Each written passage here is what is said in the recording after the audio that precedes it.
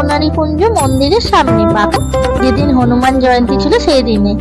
সাবিত্রী সত্যবান আমরা রামরাজের তলায় দেখেছি, সম্পূর্ণ পাশাপাশি রাখা রয়েছে। একটু দেখো নিচের দিকে যে 9টা সখী মিলে হাতির মতো তৈরি করে। হ্যালো বন্ধুরা, ওয়েলকাম টু মাই চ্যানেল।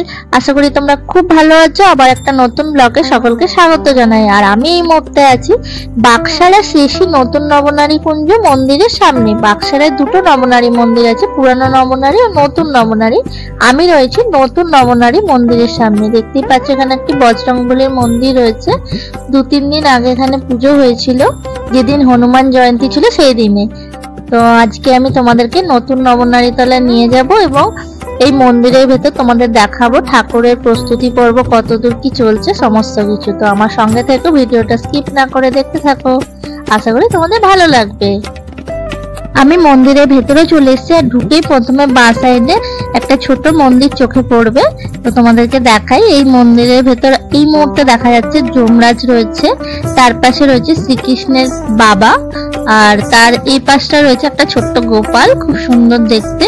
তো এখনো এখানে সমস্ত ঠাকুর রাখা হয়নি, যেদিন নবনারী পুজো হবে তো ওই দিন এখানে আরো ঠাকুর তোমরা দেখতে পাবে এলে।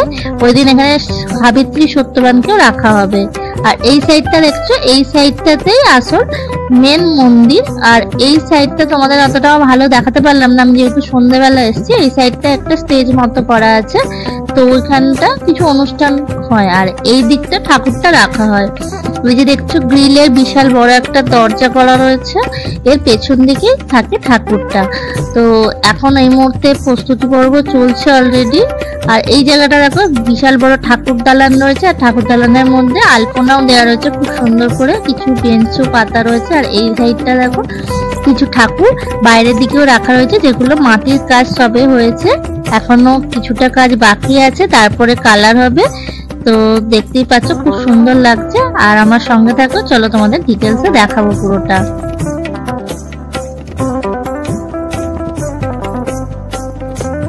প্রথমেই দেখো সামনে দেখতে পাচ্ছি সাবিত্রী সত্যবান।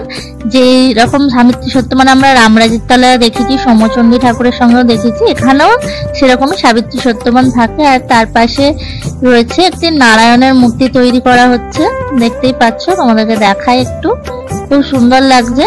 তো এখনো তো কিছুই কাজ হয়নি, শুধুমাত্র এমনি গড়া হয়েছে মাটি।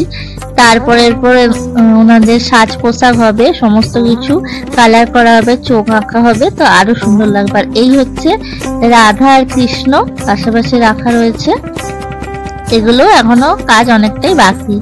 তো এখন মাটির কাজ হয়েছে, দেখতে পাচ্ছ চোখগুলো ভীষণ সুন্দর লাগছে, আমার তো খুব ভালো লাগছে দেখতে।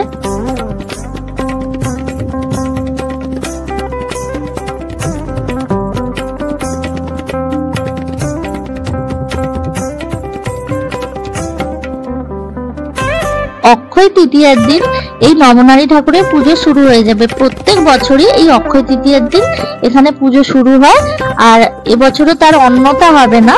তো এই ঠাকুর থাকবে 4 মাস, প্রত্যেক দিনই পূজা অর্চনা করা হবে। 4 মাস পর শ্রাবণ মাসের শেষ রবিবার, অর্থাৎ যেদিন রামরাজের তলায় রাম ঠাকুর বিসর্জন হয়, সেই দিনই এই ঠাকুরও বিসর্জন হয়। তো তোমরা চাইলে যে কোনো দিন এসে এখানে ঠাকুরের দর্শন করে যেতে পারো। অক্ষয় তৃতীয়ার দিন আসতে আর মাত্র 11 দিন বাকি আছে। তো তার মধ্যে আমি সমস্ত আপডেট তোমাদের দিতে থাকবো, কতদূর কি ঠাকুর তৈরি হলো সমস্ত কিছু। তার জন্য আমার সঙ্গে থেকো। আর চ্যানেলে যদি নতুন হয়ে থাকো চ্যানেলটিকে সাবস্ক্রাইব করে দিও। আর যদি ভিডিওটা ভালো লাগে তাহলে প্লিজ লাইক শেয়ার করে দিও। তো আমি সন্ধ্যেবেলা এসেছিলাম, তাই যতটা পারছি সম্ভব তোমাদের দেখানোর চেষ্টা করছি, কারণ এখানে লাইটটা খুবই কমই ছিল। তো দেখো তোমাদের দেখাচ্ছি। এই মন্দিরটা প্রতিষ্ঠিত হয়েছিল 1292 বঙ্গাব্দে। দেখতেই পাচ্ছ, তোমাদের ঠাকুরগুলো দেখাই একটু।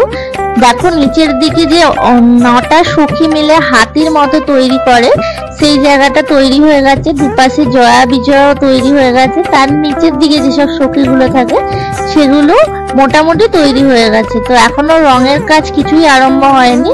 আর উপরের দিকে যে ঠাকুরগুলো বসানো হবে সেগুলো এখনো বসানো হয়নি, এখনো তৈরি হয়নি। তো তৈরি হয়ে গেলে সমস্তটাই তোমাদের সঙ্গে আমি শেয়ার করব।